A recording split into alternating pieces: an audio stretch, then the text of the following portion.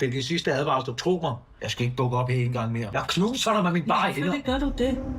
Så du har været et bindeled mellem underverdenen og oververdenen? Ja, det har jeg. Jeg sidder med forskellige advokater og forskellige sådan rigmænd, der krydser min vej, fordi der er nogle penge, der skal bytte hænder. For hvor mange penge? Et par milliarder, vil jeg tro. Et par milliarder?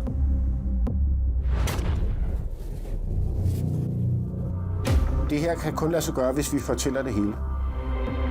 Hej, vi har møde med Nikolaj Dyrn i 30. Han er en af de dygtigste advokater, der er i forhold til konkursområdet. Det er jo derfor, at advokaten ikke skal være på os. Altså, jeg har ikke noget imod, at det kører gråzone med det hele. Jynke efterfølgende har været hen og spørge folk, hvad jeg laver. Du bestemmer selv.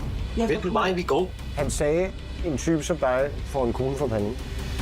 Det kan jeg ikke huske. Går du den forkerte vej, så giver man den en nakkeskud.